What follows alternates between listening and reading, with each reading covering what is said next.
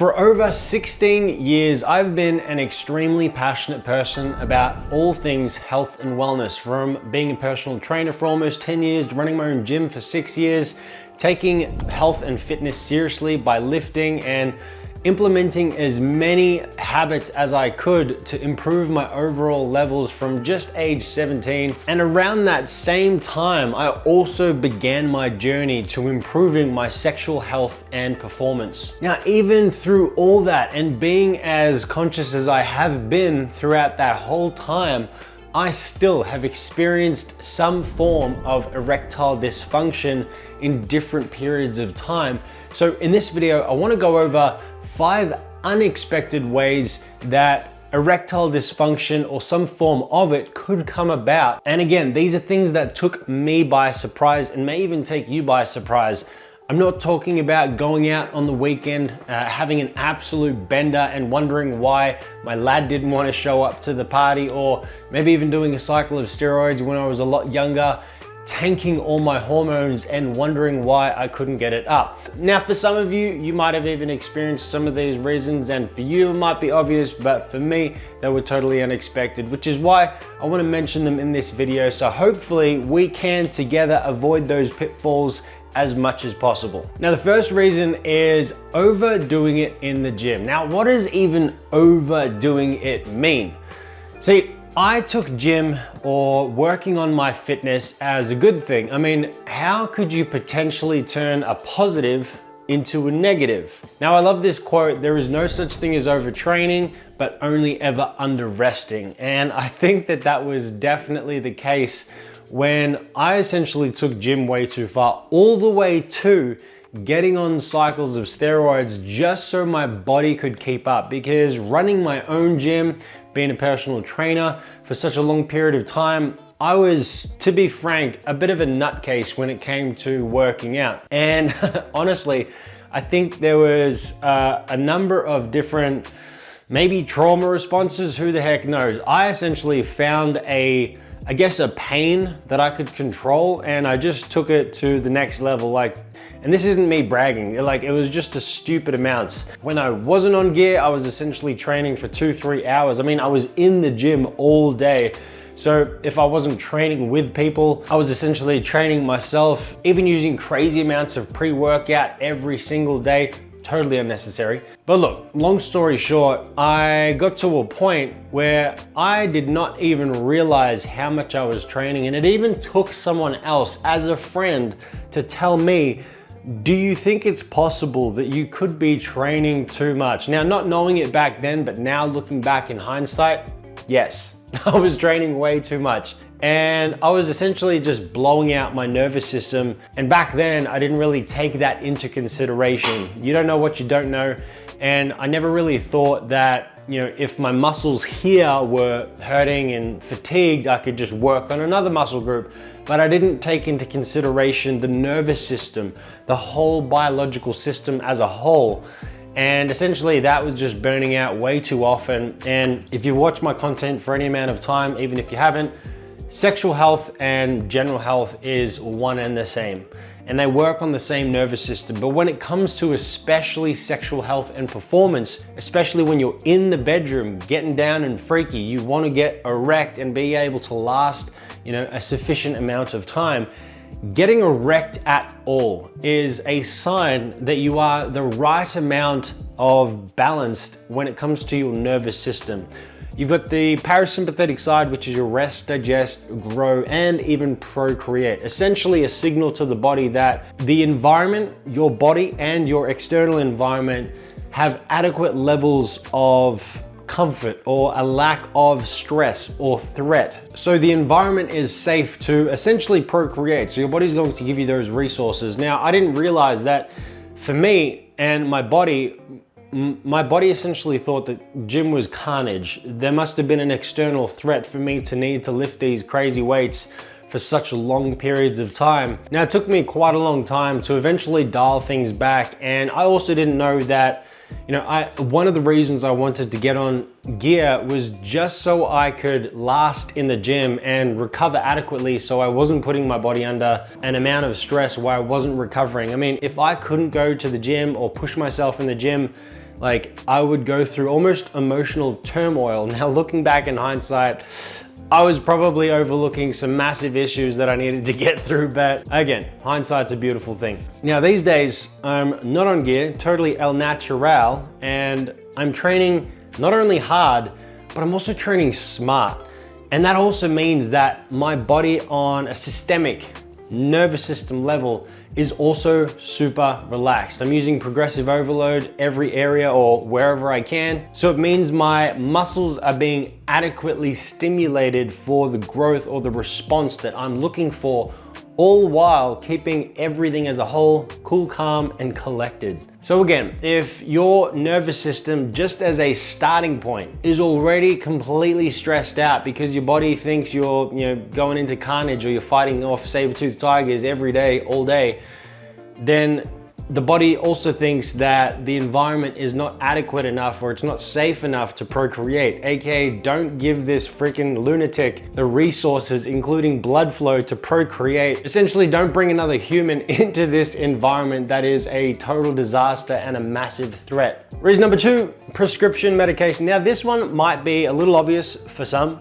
except it was particular medication that I was prescribed particularly for performance. Now, I didn't realize that this class of medication was technically just a group of SSRIs, but I actually went to a clinic. This is actually what started me or got me into the sexual health and performance in the first place. And it's because I suffered with premature ejaculation. So I went to a particular clinic that was supposed to help with this. And their prescription of medication was a very particular SSRI, but I didn't know it at the time. I had to, do a bit of digging. So at the time, I thought that because this is going to help me with my performance in the bedroom, more particularly my stamina, how could it affect the quality of my erections? So again, hindsight's a beautiful thing, but this is simply a class of SSRI increasing the reuptake of serotonin, and in doing so, calming my nervous system. But if you're someone that has ever been on any kind of SSRI or antidepressant of any sort, a lot of these drugs are unfortunate, almost blankets of sorts, and they suppress, or at least for me, they completely suppressed a lot of my emotion. All while it may take away the unwanted feelings and emotions that you might feel, sometimes they can also take away all the good stuff as well. That includes the very excitement, the motivation that leads you to increase levels of libido, including that motivation for the bedroom. And if you don't have motivation for the bedroom, you're not going to get hard because, well, you're not motivated. So it's a bit of a slippery slope. So I eventually found that obviously no medication was better and I would need to sort out a different way. So this is just a really good consideration that, I ask you to keep in mind, because maybe you don't go about it in the form of trying to solve one problem and then you run into another. Say for me, looking for solutions for premature ejaculation, but then ending up with erectile dysfunction, it was just a little bit contradictory. Now, if I'd gone to the doctor, this is actually how it came about and how I found out it was the case. I've had certain levels of anxiety that I've also gone down a prescription medication route, and the doctor happened to prescribe me the exact same medication that the clinic prescribed me for premature ejaculation. And that's why I wanted to look into it deeper. I'm like, what the heck is going on here? And obviously with the clinic, they may even just avoid telling you the side effects that could potentially come about, but going through a doctor and getting, a prescription saying that, we're trying to solve anxiety, but these are the potential side effects, one of which was erectile dysfunction. Again, just due to the way that these medications or substances may operate and affect the nervous system. So just something to keep in mind. This was only just one class of medication, and I'm sure that there are so many countless others that cause just all kinds of side effects that could be direct or completely indirect, taking different pathways to cause the same symptom of erectile dysfunction. I definitely believe that certain medications have a time and a place. Some, could literally be life or death for some people. But I also think that we as humans, and biologically speaking, we're not medication deficient. And I really think that there are so many other ways to go about it. If maybe you use medication, the way that I wanted to use medication in the past was essentially just a breather. I just wanted to open up some bandwidth so I could start working on other things to gain momentum so that I could eventually give this synthetic substance the flick and keep going with the momentum that I eventually built up. Reason number 3 is you could be avoiding a conversation with a partner. Now this, for some people, it's gonna go over people's heads, or you might be thinking, "Gah, Mike, don't lecture me." I kid you not. I say this from personal experience, and it's the reason I'm creating this video. It's an unexpected reason that I have suffered with some form of, let's call it a lack of quality of erection. But how I've come to realize just the power of a conversation due to mental and emotional turmoil that could be going on, affecting your biology all the way to the local effect of your lad, is because I've been mid-conversation in what emotionally felt like was pulling teeth or making my way through a thorn bush, to only as I'm getting through this conversation, proverbially speaking, I've been mid-conversation to start getting an erection while having that conversation with the partner. As difficult as it was, all of a sudden I'm feeling feelings in my groin as I'm having such a serious conversation, like all the way to the point, the partner I had at the time was super cool, and our communication eventually was really cool. All the way to the point for me to be able to break the ice a little further, having this deep and serious conversation, obviously where I thought it was appropriate and quite honestly a little humorous as well. As we were making our way through the conversation, almost to the tail end of what I thought was the solution to resolve it, I would literally say, I am so hard right now.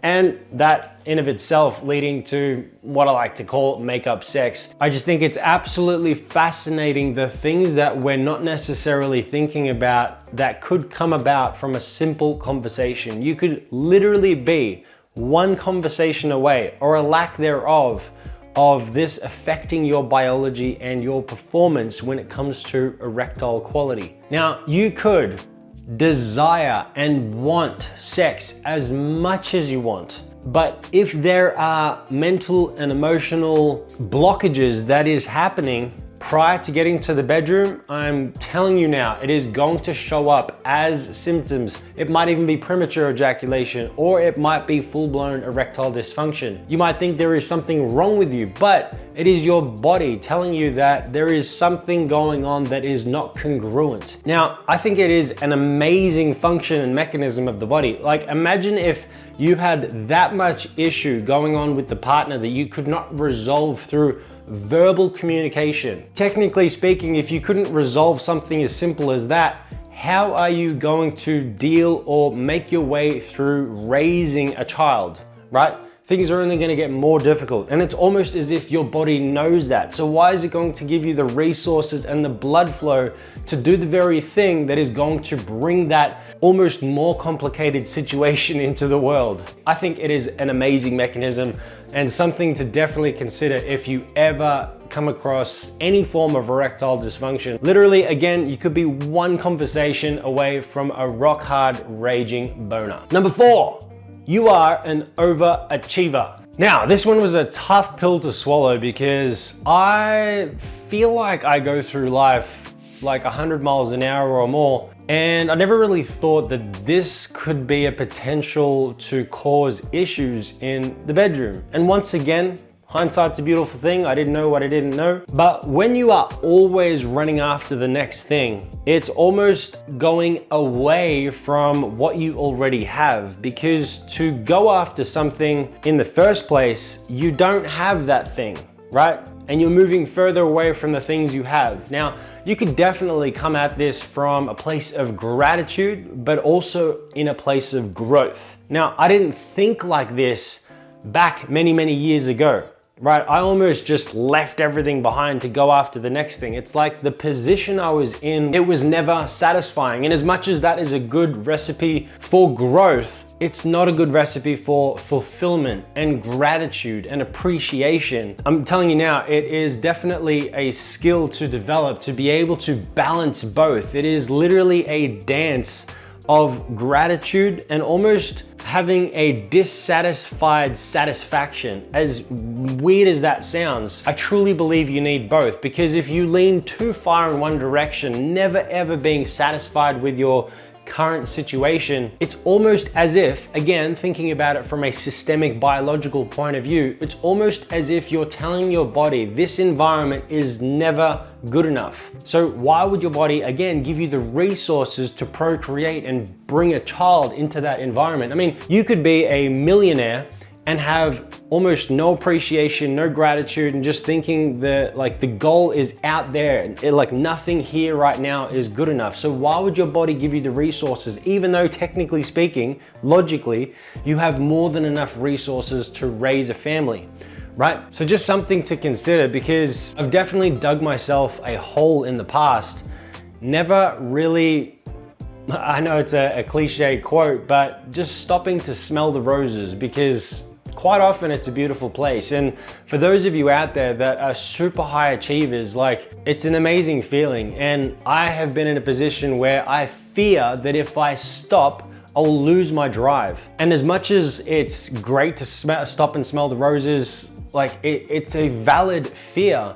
Because what if you really enjoy those roses and you just don't want anything more? All I can say from personal experience is I don't think I will ever lose my drive. And if anything, I've only gained the upside of stopping to smell the roses. If anything, I have appreciated and come to realize the achievements, and that has given me the fuel, almost the ability to heal in a way that has given me more energy, more drive to go after the things. So still being dissatisfied, but also satisfied, being able to look at the future and be happy, excited, all while having extreme gratitude and appreciation for what I've been able to achieve and accomplish so far. And the lucky last, again, this might be something that you think, oh my God, Mike, stop lecturing me again, but very similar to point number 3, but sometimes this is not a conversation you can have with your partner, and this is subconscious mental narratives. This may come about from life experience in general, and usually it could be tied to something to do with the bedroom. But at the same time, this could be so cryptic that it is fucking mind-boggling. Is this me telling you you need therapy to get an erection? Potentially. Unfortunately, like this could be the case, okay? I'm gonna give you an example. I'm gonna be a little vulnerable here, and it's something that I have considered. As you can imagine, like I've worked on myself a tremendous amount. I am not shy from getting counseling of any sort, because I've been to some dark places, and they've just brought such a level of humility to me that has just forced me into a realization that we're not doing this alone. And honestly, I don't even applaud those that try to do it all alone, because you can achieve so much more with the help of others, and being able to give credit to those as well of your achievements as well. I mean, I'm sure that there are some out there that are egotistical. Like I'm speaking from personal experience. I've been in places before where, you know, I could just imagine if I achieve all that by myself, then, you know, I can take all the credit. Honestly, like I've just been to places of such dark that I don't want to do it alone.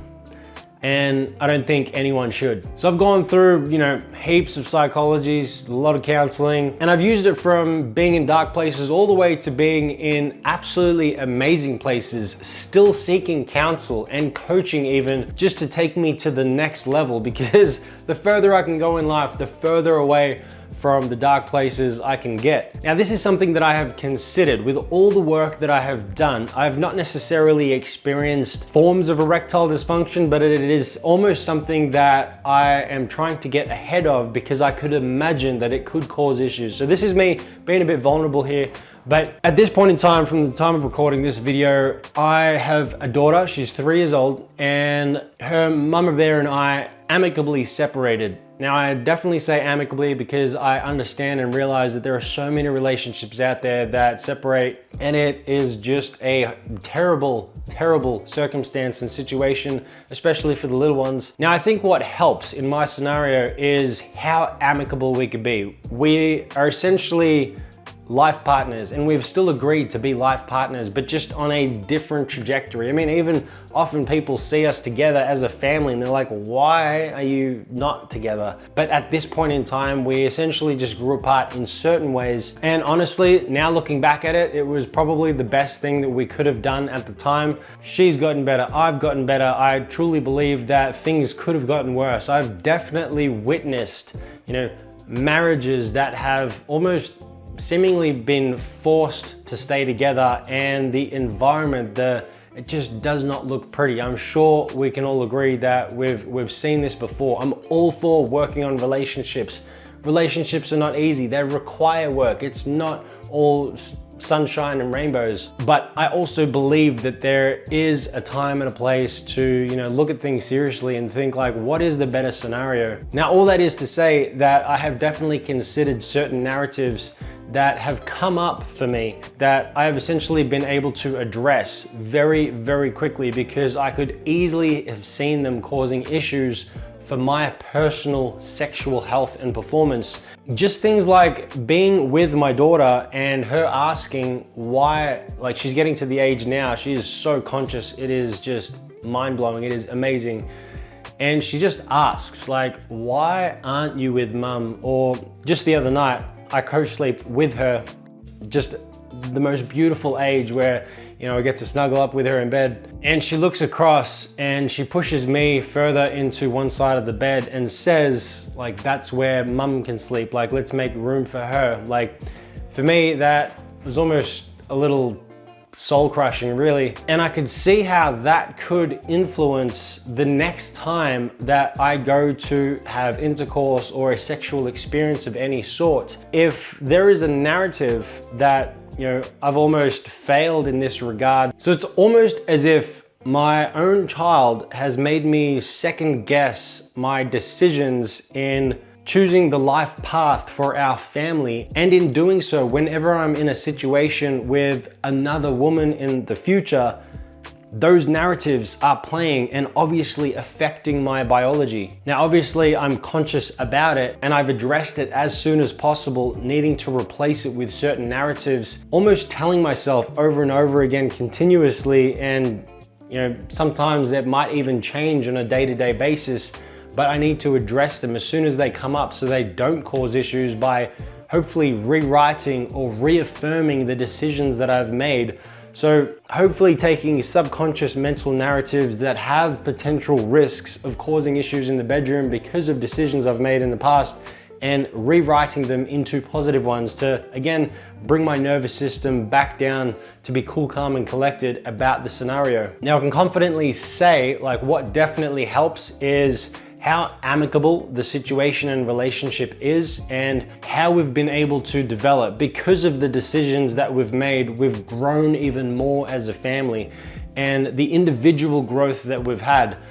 I've had more energy, I'm more calm, and because of that, I've been able to contribute more to my own family and everyone else around me, including the work that I do on a daily basis. Now, at this point in time, obviously, like, I'm not sure if we will ever get back together again. I'm just trying to be real with you. But it's all the things that I think about, and just one of the very many things in our life that could be a subconscious mental narrative that could affect bedroom performance. Now, you might not be someone with a child that, drops those nuggets for you to have to think about and wrestle with, but, there could be a various number of things. Maybe there was a teenage sweetheart that you broke her heart, and you somehow have this subconscious mental narrative that maybe you're a horrible person, or maybe you did it intentionally, not knowing, because you were jealous of a previous partner. And this is something that you need to bring back up to rewrite the narrative, to make sure that consciously you're not a bad person, or maybe you're not a person that kind of does that type of thing anymore, or maybe you would never do that type of thing. Maybe you need to have that conversation with that teenage sweetheart, only obviously if it's appropriate and suitable. I mean, if the time's passed and you were to create more pain than it was worth, then maybe it's not suitable. Maybe you need to resolve it on your own. But who knows? This might actually be something that they want to hear without knowing it, And if anything, it brings them benefit and it unlocks something in you, a mental narrative that you've been carrying around for such a long time. Like, who would have known? Almost a life that feels like a different life altogether could be holding on to something that is affecting you in this period of your life in the bedroom. I mean, this is definitely abstract and very, very cryptic, and who knows where it's coming from, but like I said at the start, who knows, maybe you need some therapy. I'm definitely not shy of therapy myself. I've absolutely loved it. It's been life-changing. And for all of those of you that actually get any help from others, honestly, like, I tip my hat off to you, because it definitely takes a level of humility to get help from others. And I really don't think that we should be doing things alone, like I said. I hope this video helped, guys. I know it's a bit of a long one, but this is one of those deeper conversations. And like I also said, erectile dysfunction is something that can destroy a man and their relationship. It is literally at the forefront of performance. I mean, you don't get hard, your stamina, your ability to last at all, nor your size matters at all.